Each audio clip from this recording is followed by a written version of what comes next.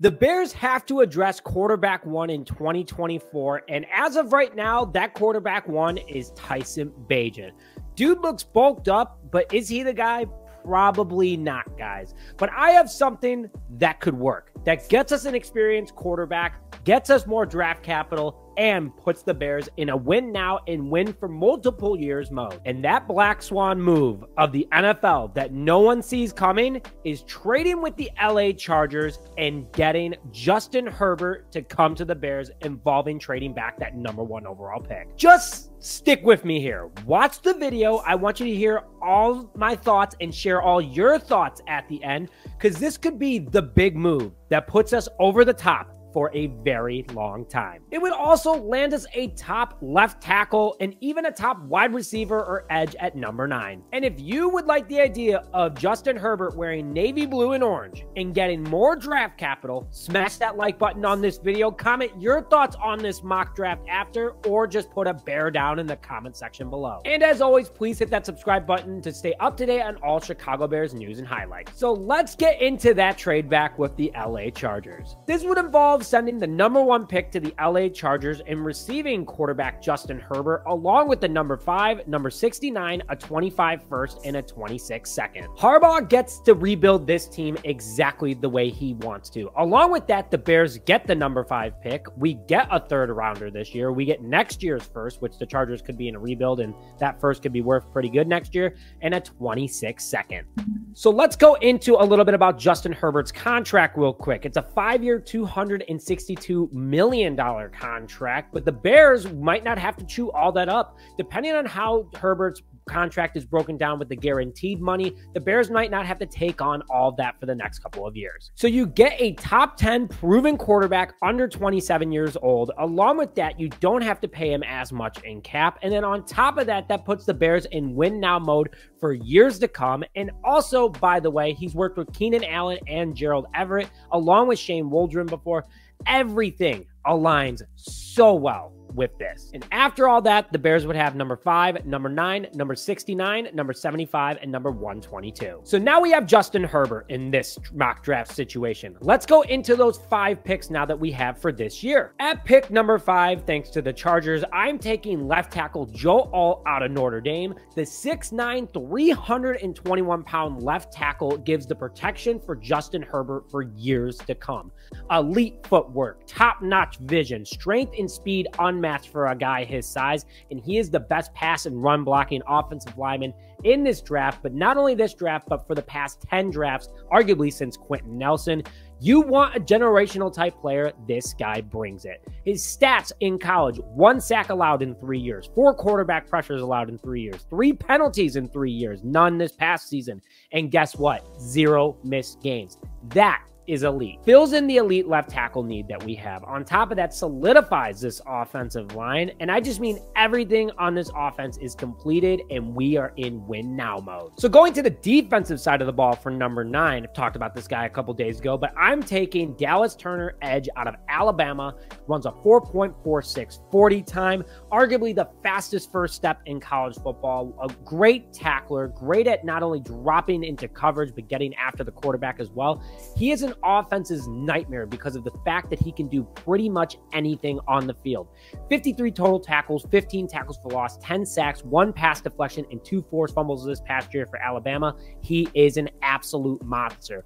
And on top of that, him and Sweat will have the same exact duration of a contract, his being a rookie, Sweat being on his $90+ million 4-year extension. So these two would wreak havoc for the next 4 years on the defense. A proven dual threat as well that can drop back into coverage with that 40+ inch vertical for a guy that big and that strong. He would be unmatched and give great pressure to the quarterback, not only in the backfield, but back in coverage. Now, before I get into my last 3 picks, please make sure that you scan the QR code that's on the screen right now to get your ticket to our 2024 NFL Draft Party presented by Rizzo's Bar and Inn and Freshly Organic Tequila Seltzer.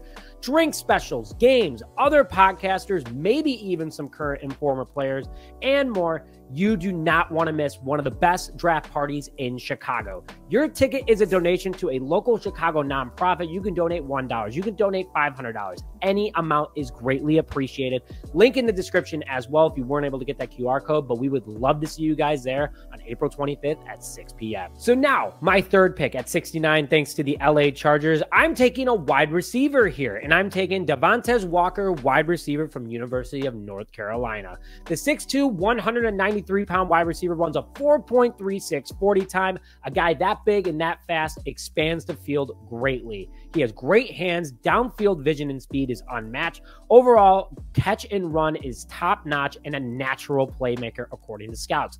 Not only that, but I think the little nugget about him is that he's a great blocker as well. So with that vision, that speed, and that strength, he'd be able to help on runs that break it outside and also keep safeties and other defensive backs in check and not be able to touch our running back. This past year for North Carolina, he had 41 receptions for 699 yards, 7 touchdowns, and a 17-yard per catch average, so also a first down machine. And his quarterback's QBR when they target him is 118.1. Pretty top notch. Another big wide receiver to pair with Keenan Allen and DJ Moore and also be mentored by them.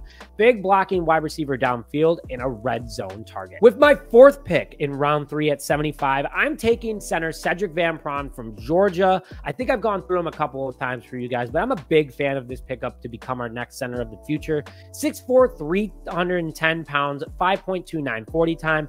Very strong pass blocking center, along in his run blocking is top 5 in this draft for all sorts of linemen, and he's not a penalty machine. The one thing that hurts him is that he has Jackson Powers Johnson ahead of him, along with Zach Frazier out of West Virginia. But he would bring in, solidify the interior of this offensive line for years to come at center. Football IQ that scouts can't even fathom how good he is and how smart he is constantly on the field, and a massive body up the middle. Now, with my last pick in this draft at 122, thanks to the Philadelphia Eagles, I'm taking safety Jayden Hicks from Washington State. The 6'3", 212-pound safety runs a 4.59 40 time and is an absolute ball hawk and a beast. He hits you with his body, he makes forced fumbles, he gets interceptions and pass deflections, everything you need. This past year for Washington State, he had 79 total tackles for 6 tackles for loss, 2.5 sacks, 2 interceptions, 1 touchdown that he returned, 4 pass deflections, and 1 forced fumble. He would learn from the future of this current defense in Kevin Byard, but he would be the future safety as a whole. And especially, he reminds me a lot of Mike Brown with his playing style, just 4 inches taller. He's reliable. He doesn't get penalties. He plays the game as clean as possible, but he definitely is an intimidating force and a great piece to have to be able to scout, build up, and make the safety of the Chicago Bears for a long time. But overall in this mock draft, you have Justin Herbert as your quarterback 1 for the next 6 years, and you pay him quarterback 1 money. Not only that, but you get an elite left tackle to protect him for years to come. You get an edge to pair with Montez Sweat for years to come. You get a wide receiver that can learn from Keenan Allen and DJ Moore that develops. And then on top of it, you get your center of the future and safety of the future. This team needs to trade back that number 1, in my opinion, guys. I'm very excited if Caleb Williams is the next quarterback of the Chicago Bears. But for how much we can get and getting a for sure thing in Justin Herbert, it would be unstoppable for this team. And I want to hear your guys' thoughts in the comment section below. I want to hear if you're down for this. If you're against it, let's hear your thoughts in the comment section below. But again, please make sure you get your ticket to our draft party. Can't wait to see you guys there. We're almost a month away from the draft, so super excited for that, to meet you guys and have a great time. But with that, thank you as always for tuning in to this episode of Just Another Year of Chicago. My name is Nick Brody, and as always, bear down, baby.